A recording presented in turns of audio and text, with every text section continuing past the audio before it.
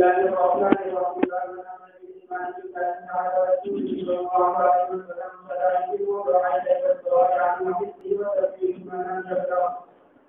باب کو بیان د امر ایمان بالله تعالی الله تبارک و تعالی باندې ایمان لري په دې باندې امر شي ایمان با په پیغمبر علیه الصلاۃ والسلام باندې لري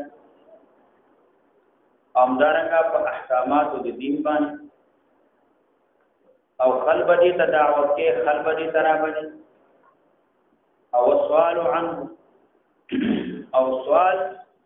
د چانه د ایمان بالله وحفظه او دې یادول او تبلیغ دې هغه چاته چې هغه تدارک دي نیوي د احکامات د اسلام ورته دي نیوي هغه ته بدار شي پدې کې کم احادیث لیکل کېږي دا هغه حدیث دي چې وخت دی عبد القیس دا پیغمبر علیه الصلاۃ والسلام سره راغلی او نبی علیه الصلاۃ والسلام نے تفسیرنا دا کړی وبه قال حدثنا خلف بن هشام قال حدثنا حماد بن زيد عن ابي جماعه دې سند کې تحویل شوی دی قال سمعت ابن عباس وحدثنا يحيى بن يحيى واللفظ له امام مسلم رحمه الله د خپل عادت مطابق دو سند ذکر کړ سند کې تحویل شوی عادت مطابق وی چې الفاظ د يحيى ابن يحيى د دویم استاد الفاظ قال اخبرنا عباد بن عباد عن ابي جمرتان بن عباس پدې باندې خلکو اعتراض کړی دی پدې سند باندې چې دلته عن ابي جمرة ذکر دی او روایت د عن ابن عباس راغلی په دواړو کې نو واحد دا دی چې دا سند داسې طریقې باندې ذکر شوی عن حماد وعباد عن ابي جمرة عن ابن عباس دا سند مختصر ذکر شوی وی دا د امام مسلم رحمه الله د خپل عدد خلاف حفاظ د احادیث چې څومره دي د هغه د عدد دا خبر خلاف ده ځکه چې څومره حافظان د احادیث دي هغه سند مختصر ذکر کوي امام مسلم رحمه الله دا او عدد هم دا دي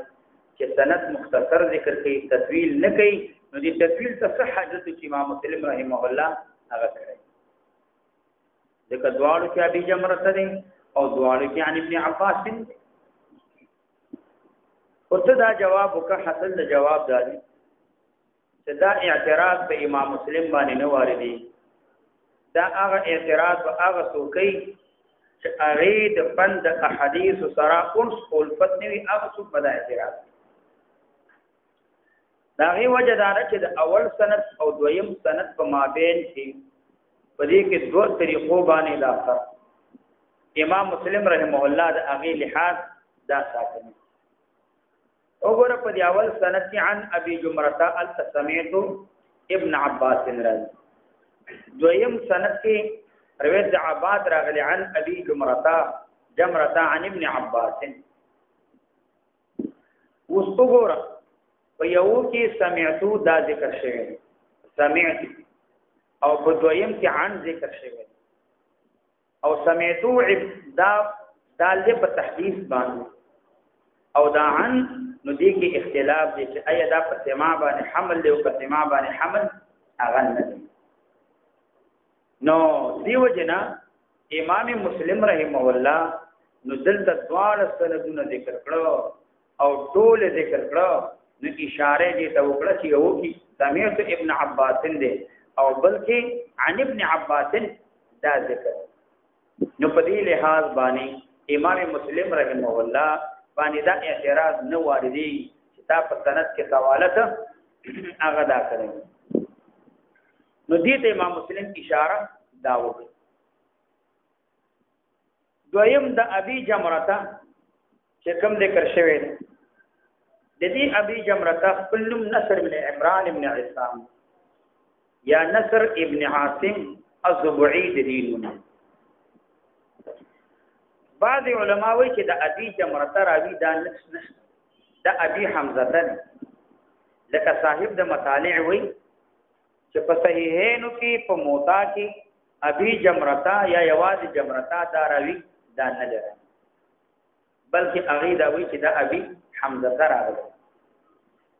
محدثینو په نسبت باندې هغه وایي دا چې راوي نشته چې هغه کونیه دی ابي ابا جمرته. د ابن عباس رضی الله عنهما روایت راغلی دی، ابو حمزه ته روایت کړی دی او دا غي نوم عمران ابي عطاء قصاب دی، ځکه دې ګڼ کې خرڅول دا د واسط اوسیدونکو دی او ثقه راوی دی. دې د ابن عباس رضی الله عنه یو حدیث دا نقل کړی.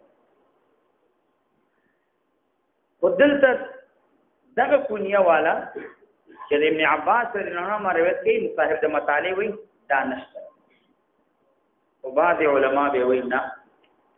شعبه ابن حجاج هغه ذکر کوي د وو کسان د ابن عباس رضی الله عنه روایت نقل کوي، نو د هغه کونیه دا ابو حمزه ده، یو راوی پکې ابا جمرته راغلی دی چې نصر ابن عمران. نو وو کسان روایت نقل کوي په وو کې دا شپږ ابا حمزه ده، یو پکې ابا جمرته راغلی. خو د دې په مابین کې به شعبه فرق دا کوي چې کله مطلق ذکر کوي نو اوی ابي جمرته عن ابن عباس دا په جم سره وی مراد نه نصر ابن علي نصر ابن عمران، او کله چې روایت د بل چانه کوي نو دا غي نوم نسب دوانه ذکر. شعبه دا فرق چې مطلق ذکر کوي نو مراد نه ابا جمرته دي، او چې کله مطلق نوم نسب دوانه ذکر کوي نو یې مراد دې نه ابو حمزه ته هغه ته نه مراد نو دوانه دی ابو جمرته. دام یو شعبه روایت ابن عباس ته ذکر کړی دی، نو معلومیږي دا چې ابو حمزه راوی دا هم موجود. نو قال ابن عباس قدم وفد عبد القيس، راغ وفد عبد القيس. دغه وفد کې دوه قوله،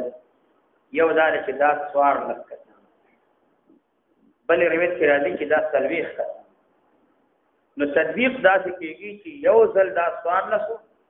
او دویم کال په نهم د هجرت باندې دا وفد بیا راغلی، نو بیا تلويخ کتان دا یا دا چې تطبیق کېږي چې مجموعه تلويخ کسانو خو په دې کې مشران چې کوم هغه سوار لکسان دا مشران او مجموعه دا وفد چې راغلی نو دا تلويخ کسان. وفد دا هغه جماعت ته ویل کېږي چې کوم د قوم مشران سپینګری مخاور چې ورته وي دغه خلوي د باچا سره د عظماء او د لوی خلکو صاحب د عہدی سره نو هغه سره ملاقات د پارادي چې توفت دا ویلي. وفد عبد القيس دی راغلی و د قبایلو د چانه د عبد القيس، ځکه وفد عبد القيس ورته ویلي د عبد القيس د قبایلو نه راغلی و، نبی له صلوات و سلام ته هجرت کړو، نو دې سوار لکسان دا راغلی. د دې مشر چې وو اشجع عصری دا د دې مشر دې کې موجود ابن مالک او عبیدته سحار ابن عباس نو دا کسان ورسره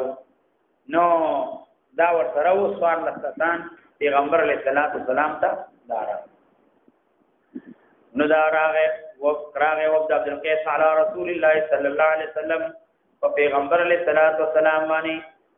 دا وفد چې راغی د دې وفد سبب سو دا وفد ول راغی پیغمبر علیه السلام د دې وجه دا و چې دا وفد ذکر راغی چې منقذ ابن حیان دا د بنی غنم ابن ودیعه دا هغه یو سره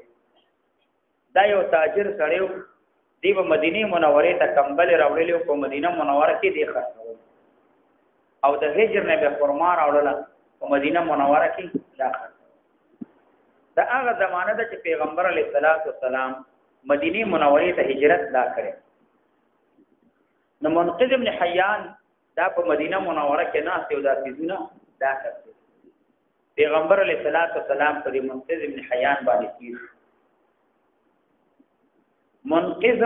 پیغمبر علیه الصلاۃ والسلام ته وچت سلام نبی علیہ الصلوۃ والسلام ورته سم منقذ ابن حیان هغه ویل په طبيعت برابر دی خي قوم څنګه دی ورسته خل څنګه دی نبی له صلوات و سلام د هغه نمونه واغسته چې پلانې څنګه دی پلانې څنګه دی پلان منقذ حیران شو چې زه هغه وخت د عبدالقیس وګورم د عبدالقیس د هغه د ربيعه د هغه قبيله نظر راغلی دا د دینه څخه خبر شو بیا د مشرانو نمونه چر پلانې خدي او شجاع شری څنګه دی پلانې دا د مشرانو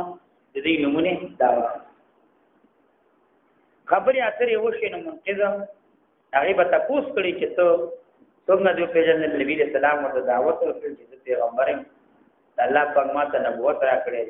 نو منقذ امدقه د اسلام راو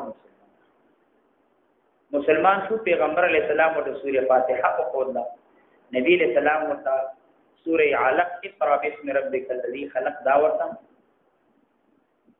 دې دا هجر طرف ته به واپس لا اسلام راول نبی علیہ الصلوۃ والسلام ورته یو مکتوب ولي ودا ویسا او دا عبد جماعت عبد القیس هغه ته ویسا یو مکتوب ورته ولي چې دا دی عبد القیس قبایل ته ویسا او دعوت ورته ورته دې چې دا خزان سره ویول نو وخت پټ کړي دا څنګه ښکارا چاته ښکارا څوک مسلمانانو نه ښکارا خلبره د تکلیف ورته مداخله چې پټ کړي نو ارچا نه ځان پټه پټه نو خدای نه ونه پټي نو خدای په باندې خبر دا د منذر ابن عیز لورو دا منذر د اشج عصری نو منذر ابن عیز دی چې د قوم د قبایل کوم رئیس مشرو دا دی لورو نو دی چې کله خبره شو نو دی خپل پلان بلار تلاړ وي قصدا صدا چې دا خاون زما دا چې یثرب ته تلې او وخت مدینه منوره د یثرب ویلي چې دا یثرب ته تلې دی د یثرب نه راغلی نو ناشنا کارونه یو خو ادا د چودريږي مونږ کې مانځه کې قرأت وي مانځه کې لګیا وي نو خري دا کار ناشنا او ودرېدل او قرأت دا مدل ته نشته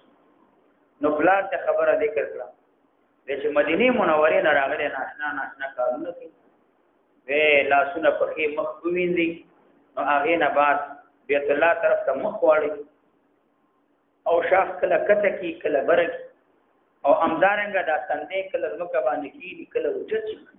کله دا سیده شي کله برش نو تاسو کارونه شروع کړئ نو دې د اشج عصری سره د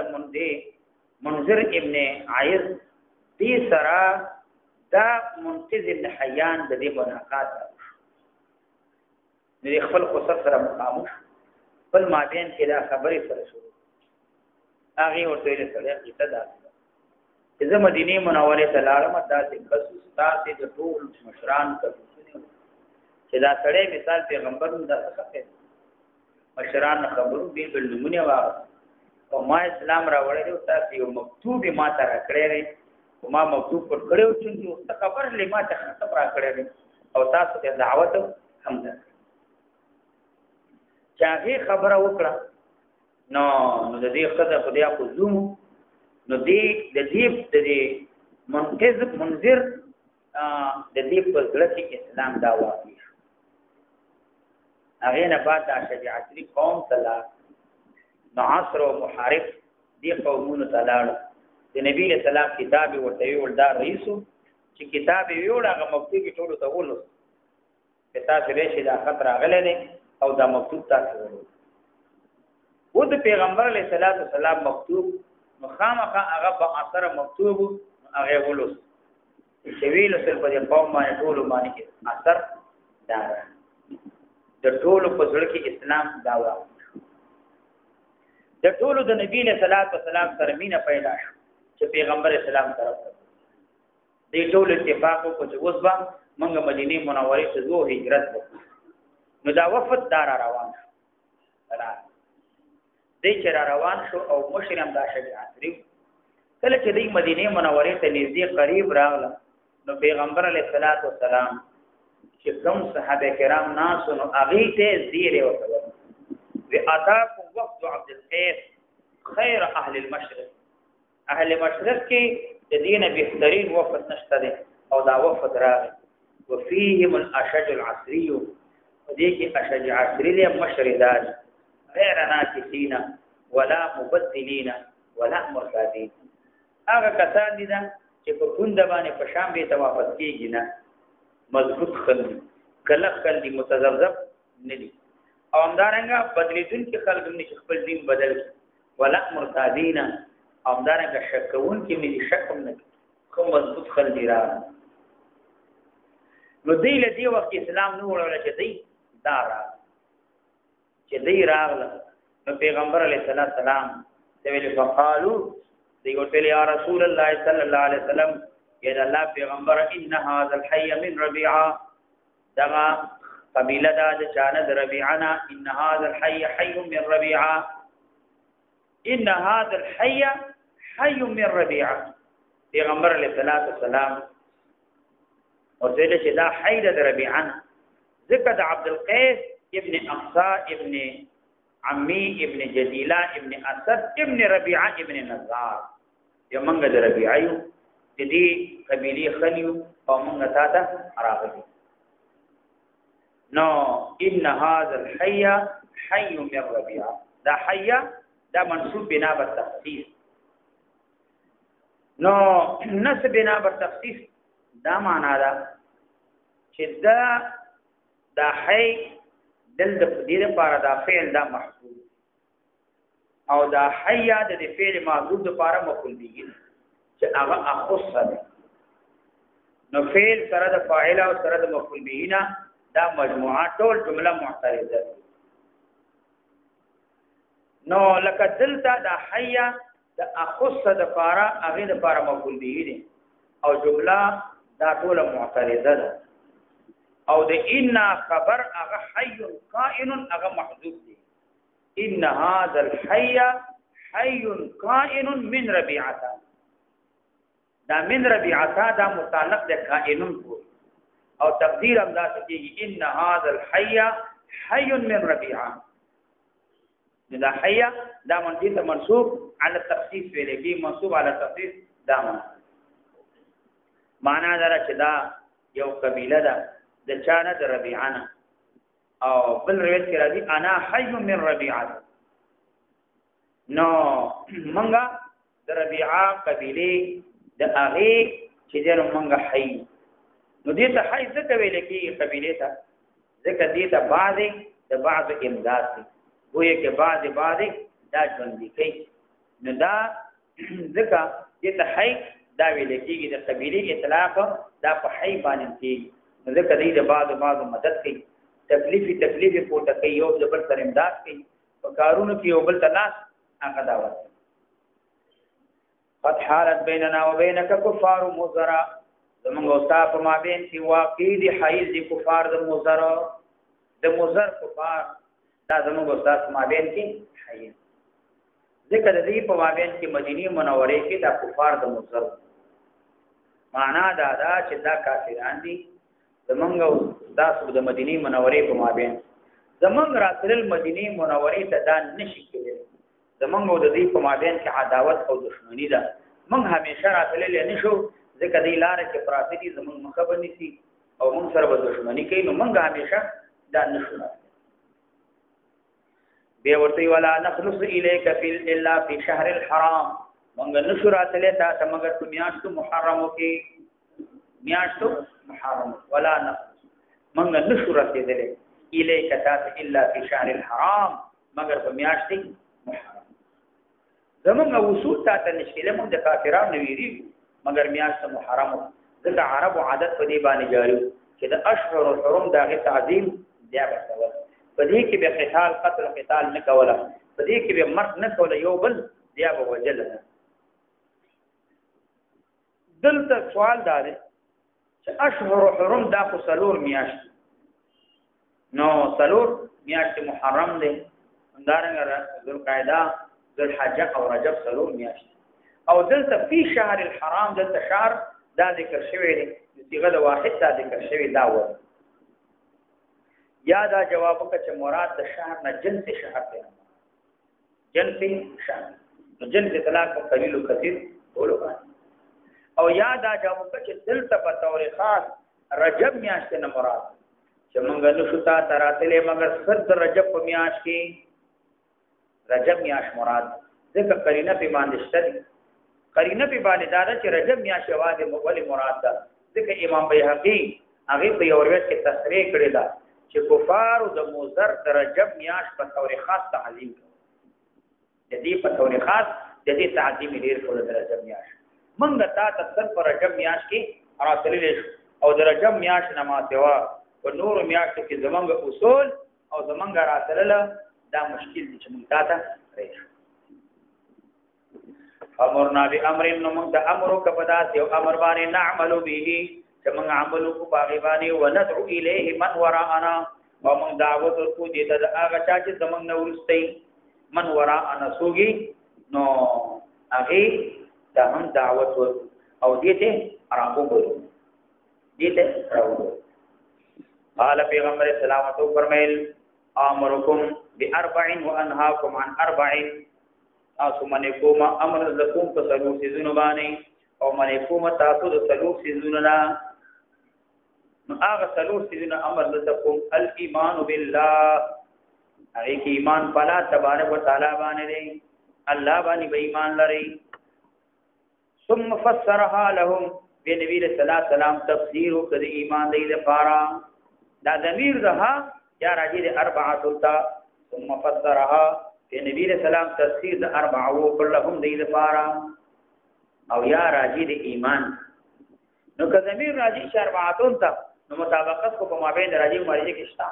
او که ضمیر راځي شي ایمان ته نو مطابقت کو په مابین راځي مرجع کې او د راځي مرجع کې مطابقت په تفسیر ثالث کې ضرور دی نو به ضمیر راځي د ایمان ته تعویل د خصلت سره ثم فسرها کہ نبی صلی اللہ علیہ وسلم تفسیر دے خصلت کو کہ ایمان دے لهم دے لپارا فقال پیغمبر اسلام تو فرمائے وایا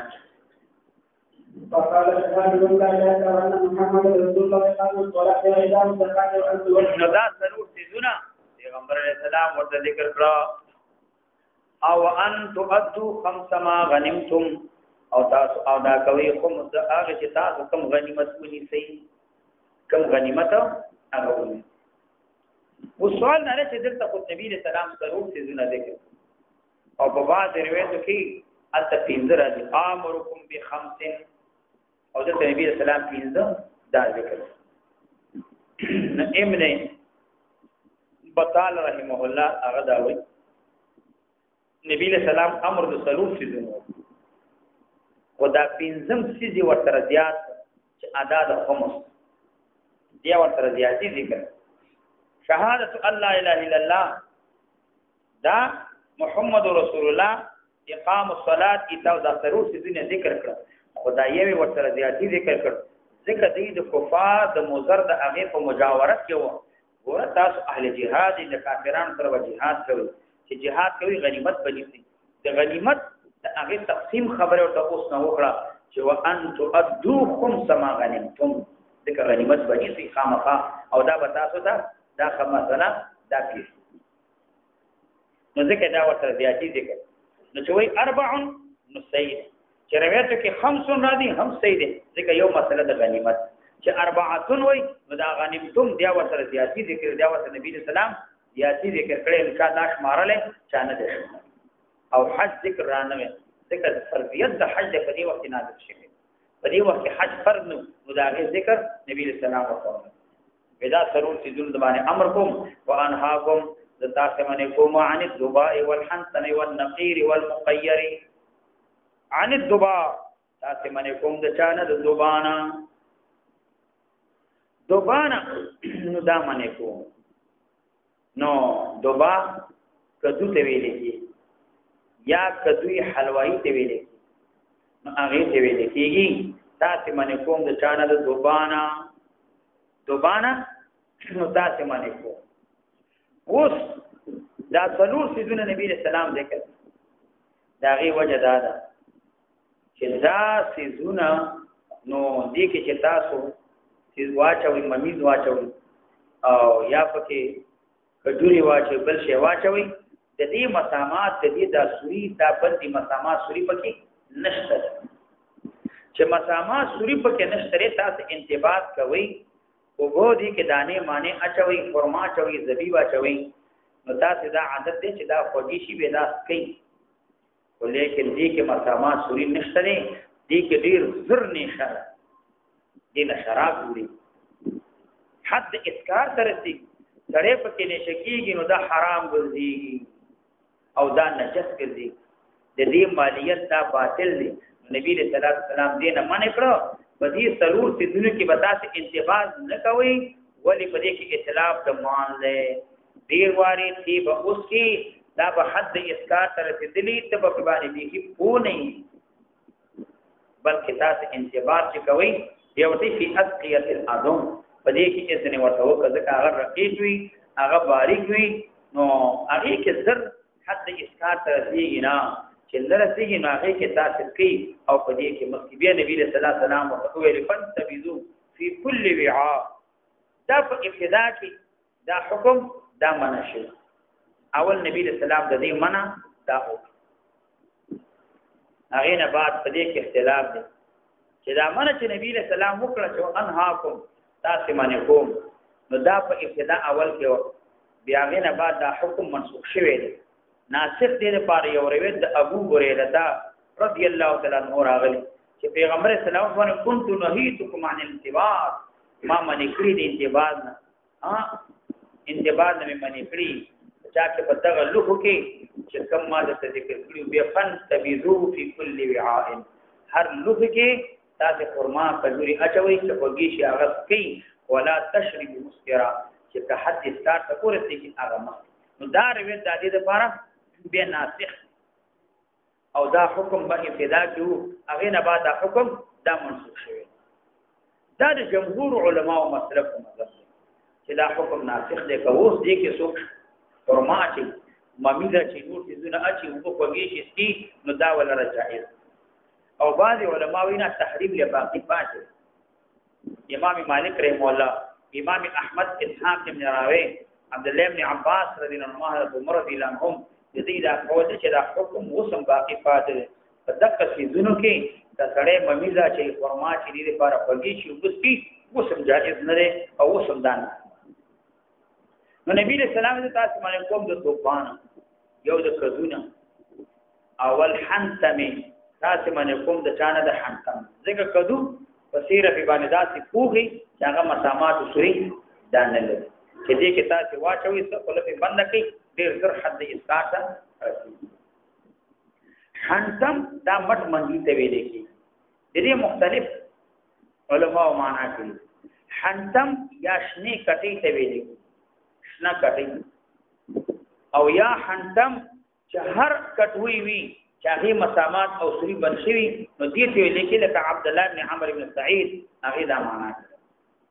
او یا حنتم هغه کټوي ته ویل کیږي چې کوم د مصر نه راتللې د هغه په چار مینس کې دننه پیر به وهلې شي او مسامات سوري به بند شي نو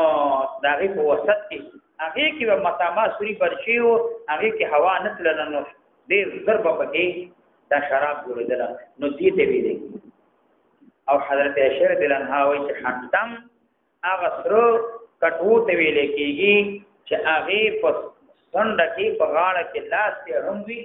او په دې کې د مصر نه چې کوم شراب راوړل کېدل دغه کټوي دی هغه داسې وو چې هغه باندې وی بالکل هغه کې مسامات سوري دا نو ځکه چې مین د خیر ورنکې دا مټ منګي دې کې مسامات سوري ور دنه په توبه واچو ټول منګي لون ځکه هغه کې مسامات سوري وي هغه کې دا وګړو کې دي دې وجه له سوري کې چې مین خیر وره مسامات سوري بند او ابن ابي ليلى وي چې دا امغه کټوي دي چې دې کې شراب د صاحب نه کم راوړل کېدل خلکو باغی کې ممیز نه تاسیزونه اچوله نو ډېر اسانه به شراب جوړېدل نبی له سلام د دې معنا دا او عطا رحمه الله وش پغم قول عطا رحمه الله هغه دوی دا هغه کټو ته ویل کېږي چې دا د خټې نه او د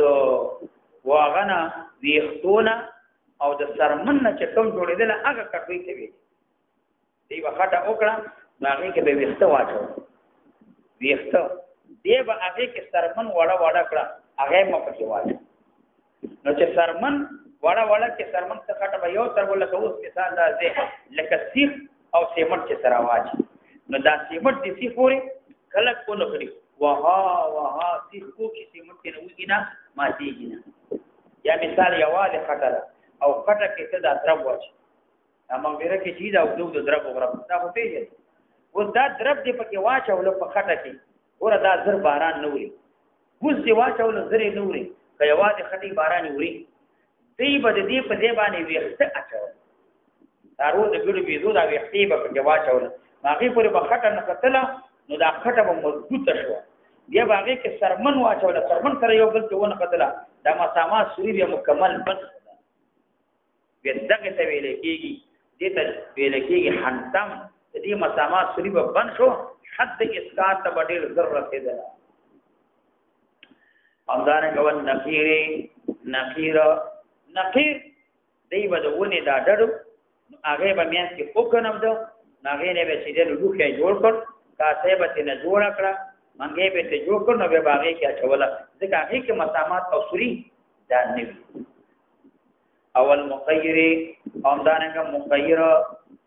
بل روایت کې مضافت راځي ورسره روایت کې مضافت راځي مضافت یا مقیر دا هغه لوخه چې تار کول باندې وهل شي او دغه مواد چې کوم دي سرک پر روډ په خولو کې کاریږي نو په دې مواد کې حرارت دی دا ډېر ګرم دی دا مواد دا مسامات دا سورین بندي چې کله لوخي باندې واچول شي نو هغه لوخي سوري بند شي چې سوري بند شي بیا نو د نبیزونه شراب ډېر سره جوړي نو دې ته ویل کېږي مقیر یا مضافت هغه لوخي چې هغه ککړ شوی په چا باندې په پار باندې دا خیر به اچول شي هغه مسامات سوري نو دا بن شي دې ته ویل کېږي نو نبی له سلام د دې نه منع داو او یا دا مقیر یا دا تیل دا خاص تیل دی دا په دې کشتۍ باندې وي دا په دې کشتۍ باندې وي دې لپاره چې دا اوبو وانه دا د لرګي همیشه په اوبو کې چې اوبو کې وی دا اوبي ورستای دا مقری یو خاص تیل دی په کشتۍ باندې وهي هغه مسامات سوري بنشي چې مسامات سوري بنشي نو بیا کشتۍ اوبه نه اخلي نو هغه تیل ته ویل کېږي او یا دا مقیر چې کوم د کشتۍ دا تختی دی د تختو یو بل یو سره یو دی کوي کشتۍ تخت یو بل سره یو دی کوي نو اوبه خو داسې جاذبې دي د سوري کې ذکر هغه د دې دوه تختو په مابین کې دا مقیر وهي دا اوه دو تختی یو ځکه نو هغه مسامات سوري بنشي دغه کې اوبه دا نه وي دې ته مقیر وي دې تقیر وي دې ته مضافت دا وي او بعد وي چې دا قیر چې ورته ویل کېږي دا یو ګوټه دی یو غیا ده نو دا اوس ډولې شي هغه نه با چې وچه شي دا اوس ډولې شي چې اوس ډولې شي هغه کې چې اوس څه نه بعد به دا لګيږي دی باندې دا کشتي و غیره په باندې وړي دې تخیر دا ویل او بهر تقدیر معنا دا ده کدا هغه لوکه دی واهله چې کم پدې د دې سرک ما د اخیر په وਹੀ یا خاص تل کشتي دي او یا هغه غیا ده چې هغه وچه شي اوس ډولې شي هغه باندې کشتي دا په باندې وړيږي هغه باندې وهلې کیږي او مسامات سوري بنديږي چې مسامات سوري بند شي نو شراب په نظر کېږي نبی رسول الله سلام زکه د دې منع کړي چې دې نبی رسول الله سلام منع داو چې دا تاسو مې استعمالوي ځان نه خبر نه شراب بدل کړي زاده نو مخیر معنی تار کولی لوخه چې هر لوخه هغه باندې تار کول ووري وزاد دې اقواله کړي خلفی روایته شهادت ان لا اله الا الله چې اولی وعقد واحده دا د شمار طریقه ده چې عبد الانامل ورته لیکن یو کو ته راجمه کړی دا یو هغه په ګوتو باندې دا او شمارل چې پیغمبر اسلام د ضرور سيزونه امر کړي هغه وشو به د ضرور سيزونه منع کړي هغه خوشمه وایا وفي بعض حدثنا ابو بكر بن شيبه محمد بن مسلم محمد بن شاري واثر متقاربه مدت الاستاذان امام مسلم رحمه الله درې استادان ذکر دې الفاظ متقاربه یوبل قال ابو بكر وحدثنا غندر عن شعبة وقال الاخران حدثنا محمد بن جعفر دې امام مسلم رحمه الله یو احتیاط ته اشاره کوي یو دقت ته اشاره کوي په سند کې هغه دقت دا دی چې دا غندر محمد بن جعفر دی لیکن ابو بکر دا ذکر کړي په لقب باندې دی امام مسلم وی ابو بکر وی غندر هم دا محمد بن جعفر دی دا نور دوړ استادانو دې ذکر کړي لري د ابو بکر نه ما سوا دا محمد بن مسما محمد بن مسنا محمد بن بشار دې ذکر کړي په نوم باندې په نسب باندې ذکوي والاخران وقال الاخران دې دوړ ویل حدثنا محمد بن جعفر دا محمد بن جعفر دی امام مسلم رحمه الله دا ذکر کوي نو قال حدثنا شعبة اغروي عن ابي جمرة دلته بیا د ابو بکر کوم روایت ذکر کړي نو وندرنا هغه عن شعبة د شعبة روایت ذکر کړي او دا نور دواله چې روایت کړي قال حدثنا شعبة دې روایت په تحديث سره ذکر کړي دي مخالفت دې په مابین امام مسلم اشاره کوي چې مخالفت راغله ده او مخالفت په دوه طریقو باندې راغله ده یو په دې طریقې باندې راغله ده چې دلته یو دا وندر لقب ذکر کړی دی بل اسم او چې د نسب ذکر کړی دویم ابو بکر چې روایت شعبہ نه کیدا په عنعنی سره د عن شعبہ دا نور دواړه چې روایت ذکر کوي د چانا د شعبہ نه هغه په تحديث باندې ذکر کړی دی او مخکې تا ویلو چې عنعنه باندې کې اختلاف دی او پاتې په تحديث کې اختلاف مشتدا حمل په اتصال باندې او په عنعنه کې اختلاف دی چې آیا دا په اتصال حمل دی او که حمل نه دی نو دوه طریقو باندې دا فرق ذکر کوي امام مسلم نو قال دا ابا جمرته وی كنت مذ وترجم بين يدي ابن عباس وبين الناس ما ترجمانی کولا مخامخ د ابن عباس و بین الناس او په مابین د چا کې د خلقو کې په مابین د چا کې د خلقو کې نو تقدیر دا دکېږي ما ترجمانی کولا بین یدی ابن عباس وما بین مخامخ د ابن عباس کې بینه و بین الناس د ابن عباس د خلقو په مابین کې به ترجمانی کولا اذا بینه دا حذف شوی د باقی کلام په باندې دال دی نو دلته مراد دا دی چې دلته د ابن عباس او د خلقو په مابین کې ما ترجمانی کولا ترجمانی یو لغت تعبیر په بل لغت باندې د کدا خلق دی وخت دې تکلم چې کوله په شابانه په فارسی باندې وکولا دې ترجمانی کوله چاته ابن عباس تا د کدا واقعا د بصری دا او دغه زمانہ کې دا بصری خلک وو دا فارسی زبانو دا فارسی بانانو روس به عربي ترا وخت دي معنا در دې فارسی زبانو ما به ابن عباس تا ترجمانی کوله د دې نبی خبر او الله ترجمانی می کوله په چا کې په عربي کې معنا در چې ترجمانی هغه سړی کولای شي چې هغه ته دوه یا مختلفې جبې یادې وي معنا ما ته فارسی بیا دوا عربي بیا دوا د دینه به خبر او اورل ابن عباس ته کولا او عمرو ابن صلاح به وای نه بلکې معنا دادا چې وای چې ما ترجمانی کولا د ابن عباس رضی الله عنهما خبره وي هغه چاته چې رسیدلنا आवाज نه رسیدله هغه خلکو ته د ابن عباس आवाज رسولا ذکر دلته ازدحام غنه غنوا د ابن عباس आवाज رسیدلنا لیکن ما ولګل ازدحام د وجنا چاته چې आवाज نه رسیدلنا هغه ته د आवाज رسولا یو یا معنا دادا د عبد الله ابن عباس باندې هغه باندې خل نه پیدلا دا غي فهم اوس قاصر ابن عباس په قول باندې پیدلنا نو ما به هغه ته په ساده الفاظو کې د هغه ترجمانی وکړه چې ابن عباس مطلب دا دی ابن عباس مطلب دا دی ورزاز وی او لوی عالم وی محقق عالم وی هغه شروع کی عوام الناس ته هغه دقایق ذکر کوي او دا ورته ذکر کې شرقایت ورته شروع کی چې حقائق الاشیاء ثابته والعلم بها متحقق بذیک وتحقیق هغه دې پی چې ته پی یاد دین علاوه یو عالم وی هغه مثال داس طریقه وتی د دې معتزله او د خوارجو د اهل سنت والجماعت دا ذکر یو د دې اختلافات او د دې عقیده او د استفکلات جوړ د دې عوام چې ته پی نه پیږي بیچارهګان هغه ساده مسلمانان دي ساده په پښتو ساده الفاظ باندې پیږي نو دغه څه بعد خل نه پیدله ما د ابن عباس هغه مطلب بیانوله چې ابن عباس مطلب د دې خبرې نه ده دی ځکه ترجمه دا مختص نه چې یو لغت تعبیر په بل لغت باندې وکړي نو معنا دا ده چې ما د ابن عباس رضی الله عنه په خبرو ځان کوي ولا دیمه مجدي نه بعد نور خلق دې باندې کوی کړو هغه چې ابن عباس د خبرو نه مطلب دا دی امه ذکر کړه نفعتت و امرات یو خضر علی ابن عباس تسأله تبوس ابن عباس قال عن نبی ذل جر نبی ذل جرنا آیا په مټ منګي کې چې یو فرما واچوما ممیز واچوما بل شی واچوما په دې کې چې نو دا وګسوما دا چې نو په دې کې مسکه میدا څنګه نه د دې نه یو دا مسله معلومه شوه چې خزه استفتاء سرونه کولې شي د اجانبونه دا غي आवाज اوري بنا پر ضرورت صحیح دی د حاجت او ضرورت په وخت आवाज اوري نو پروا دان لري نو ځکه دې تاسو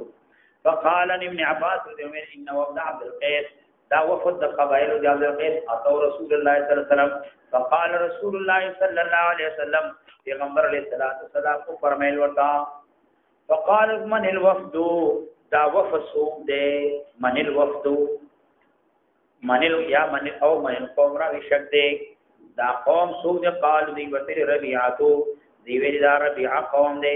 ربيعانا وفد دے دی قبیلین داخل لاغلی دی کته چې وفد عبد القيس کله چې مدینه منوره ته نږدې شو پیغمبر علیه الصلاۃ والسلام ته په وحی باندې معلومه شو چې دا وفد عبد القيس راغی وفد عبد القيس راغی نبی علیہ السلام ته پتا و بلکې صحابه کرام ته زیر ورول چې دا ته خر راغلی سب نرخل دی روان دي نشک کې نه شوبه کې نه شابانی ګرځي دا ته خل روان دي نبی علیہ السلام صحابه ته ورو او بیا څنګه تاسو کوي دا تاسو چې کوي نو مونږ وایو نبی علیہ السلام ته په وحی معلومه وا لیکن نبی علیہ السلام ته تعین نو دغه مختلف وفدونه راغله نو نبی علیہ السلام ته دا معلومه شو چې وفد را روان دي خو تعین نو چې دا وفد عبد القيس په امداوی قبل ووي ځکه وفدونه مختلفو نبی علیہ السلام ته پوښتنه کوم ان الوفد دا وفد کمیو دي کوم وفد یې نو تعین د پاره ته پوښتنه بیا غي ورته دا وفد د چا دي ربيعه امداده یا مونږ وایو دویم جواب دا کو چې علم کو پیغمبر علیه الصلاۃ والسلام ته لیکن د حاضرین لپاره نبی علیہ السلام تاسو کو یعنی دا معنا چې د حاضرین د خوذلو لپاره تاسو کو چې د حاضرین ته کوي صحابه او چا وفد نیاز کړو هغه وفد دا درا اورسدل دا وفد دی ګور را اورسدل دا هغه وفد یا موږ ورو دریم جواب دا کو چې د ادب خوذلو لپاره نبی علیہ السلام سوال وکړ ځکه چې نوې خلک هغه ملاقات لپاره شي نو بهتر دار چې تعارف وشي نوې خلک شي تاسو شي بهتر دار تعارف شي تاسوږي کم دې دراغله یو چا سره د کار دی دا جنا چې تم ناس یې کار د بل چا سره هغه ناسي الله ورسې یو ګټه بعد تا چا سره کار د پلاني سره و نشته خدای نه بعد نه اول نه تاسو کا چې اجنبیت ختم شي اجنبیت هغه ختم شي اول نه تاسوږي او کم دې دراغله چا سره د کار دی او چا سره تعلق دی چا سره دی تعلق دی دا جنا چې کینی او چا څنګه لاړ شي هغه مثال یو پارټي سره تعلق لري او څه خبره نه په دې پارټي کې کې نسلی اول نه د تنظیم شو چې دې داسې وکم دې مشه دا چاته پلاني تا دا څه ولې کندلې اب هغه مثال پارټي کې وي نو جنگ جګړه جوړي اول نه ولګي تعارف کا نبی ختم شي د پلانې مینوم دي د پلانې دی نه راغلی ما پلانې سره میکار دی او د پلانې پارټي سره می تعلق بس خبره ختمه اجنبیت ختم نو ځکه نبی رسول الله د دې اجنبیت ختمولو د لپاره تاسو پیغمبر علیه السلام دا وکړو قالوا دی ورته ربيعه من ربيعه قال نبی رسول الله ویل مرحبا بالقوم بخیر راغلی دی قوم تا مرحبا بالقوم دی وجنه په خیر راغلی دی قوم تا معنا دا چې تاسو راغلی دا دې راغلی مرحبا هغه کولاو دې دې واسع او فراق دې دې تاسو باندې دلتنګې نشته تاسو باندې خلق تنګ دې دا دې مرحبا تاسو مصادفت وکړي د کولاو دې سره د واسع دې سره دې سره وتا ته مخامخ کیږي بیا نبی صلی الله علیه وسلم فرمایل مرحبا بالقوم یا مرحبا بالوفد غیر خزایا ولا نداما غیر خزایا ولا نداما نبی اسلام ویلي چې تاسو مهان نه تاسو ذلیل نه موږ د پاره ولا نداما او تاسو پر اتلو باندې پخیمانه هم نه نادمین بم نه او دا نداما نو دا هغه د وجنا د غیر خزایا د وجنا نداما او تحسین د کلام د پاره غیر خزایا ولا نداما د مجنون مانون د په معنا د نادم سره دی معنا دا اصل کې دا نادمین دی غیر خزایا تاسو به ذلیل او مهان نه ولا نادمین او تاسو به پخیمانه نه پر تحسین د کلام د پاره د خزایا د پاره نداما نو دیم نداما ذکر کړو نادمین نه وي نو پیغمبر علیہ السلام دا دی یا مقصود دا چې نبی علیہ السلام چې معنا کېږي ما تاسو چې اوس راغلي مدینه منوره ته خلک ولیدل صحابه کرام ولیدل تاسو بزړه کې وای چې مونږ ته چیرته وته دا په دنیا خدای دی مونږ په پرې تاول چې مونږ لاړو پیغمبر اسلام باندې اسلام ورو دلته خو نبی علیہ السلام باندې دنیا خلق اسلام راوړ قبایل اسلام راوړ قومون اسلام راوړ خلق ټول اسلام راوړ نبی علیہ السلام ورته تسلی ورکړه چې تاسو چې دنو د اسلام نه متأخرې نتاسو څه بدی دا نشته تاسو په دې باندې خپکیږئ ما تاسو په خپکیږئ ما تاسو د دې وجه نه حیا مکوئ چې مونږ له سمرو سره ایمان امراول تاسو حیا مکوئ تاسو کې مان کېږي نه تاسو پوروس تراتلو باندې مونږ ته سپک نه چې مخکې راغلي هغه بدران دی تاسو پوروس تراله مونږ ته سپکې دا خبره نشته نه دا خبره مونږ دې مان کې اوس چې راغلي هم تاسو تور ده اوس چې راغلي هم تاسو تور ده په دې باندې خېوانه کېږي نه فقالوا يا رسول الله اننا اتيك من تراغلي من شقه بعيده شقه سفر ته ویل کېږي سفر بعید نا من شقه بعیده من راغلي سفر لرنا سفر ته چې جن شقه ځکه ویل کېږي ځکه په سفر کې انسان ته مشقت وي څومره سہولیات وي انسان ته مشقت وي آب هوا خوراک سکاک هر څه دې ته برابر وي خو بیا هم ته مشقت دی ځکه بخلیګم نه خو جدای او همدارنګه یا معنا دا د شقه بعیده شقه مسافت ته ویل کېږي موږ راغلو د مسافې لري نه یا شقه غایه ته ویل کېږي چې انسان کم دې ته دی نو معنا دا چې دا شقه بعیده دا مبالغه د پچا کې په وړو کې نو مبالغه دا معنا موږ راغلو د دې نه چې ډیر لري دی ګورا نږدې دی نه دی او به وان بیننا وبینک زمون مصطفی ما بین کې هغه څه شي دی هذا الحي دغه قبیله دا من کفار مزرا د کفار د چانه د مزرنا نو وان بیننا وبینک یعنی دا متعلق د حائلون یا موجودون پوری هغه محذوب دی زمون مصطفی ما بین کې حائل یا موجود چې کوم دی هغه کفار د مزر دی حائلون یا چې د موجودون من کفار مزرا حائل او موجود د کفار د مزر دی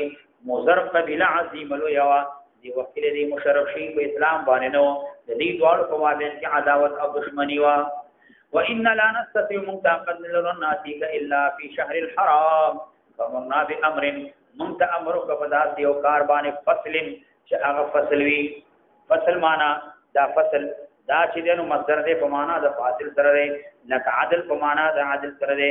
دا ذکر راته او خیا يفصل بين الحق والباطل چې حق او باطل دواړه په مابین کې جدا کی او یا فصل په معنا د چا سره دی مفصول سره دی نو معنا دا چې راته او خیا چې هغه چې دنو مبین او واضح او مکشوفي چې دنو واضح خبره وي تخبروا به من وراءنا من خبر کو بدی سره نخبر به من وراءنا چې څو زمنګ نو واستدي وندخل به الجنه دا ذکر راته او خیا چې موږ داغه په سبب باندې داخل شو چاته جنت تا یعنی دا سے واضح بیان کار راته او خیا چې هغه جدا والے حق او باطل کراولي داغه مراد مقصد واضح وي چې اشکال پکې موجود نوي او بیا هغه نه بعد ورسته خلق ته خبر وو قال پیغمبر علیہ السلام وتفضل فامرهم باربعين نو قال ابن عباس وی فامر النبي علیہ السلام امره باربعين ونهاه النبي علیہ السلام عن 40 ثلث ذلنا قال أمرهم بالإيمان بالله وحده وقال تدعون من الإيمان بالله وحده وقال الله ورسوله أعلم قال شهادة أن لا إله إلا الله وأن محمد رسول الله وإقام الصلاة وإيتاء الزكاة وصوم رمضان وأن تؤدوا خمس من المرء ونهى عن الكفار والحمد والمكفر قال شعبة وربما قال أو كلمة دين نقير مضافات بده نقير ولقال شعبة وربما قال مخير مضافات نقير مخير دادري ولا يوش وقال اشهدوا نبي السلام ورسول الهدايات كي واخبروا به من وراءكم وخبر كي بدي سر من ورائكم مستثنا چې سوق دي هغه ته خبر ورکي وقال ویل ابو بکر پرويت کې من وراءكم من ورائكم مستثنا من وراءكم هغه مستثنا ورستدي وليس نشته پرويت د چا چې ابو بکر مخير دا پکې نشته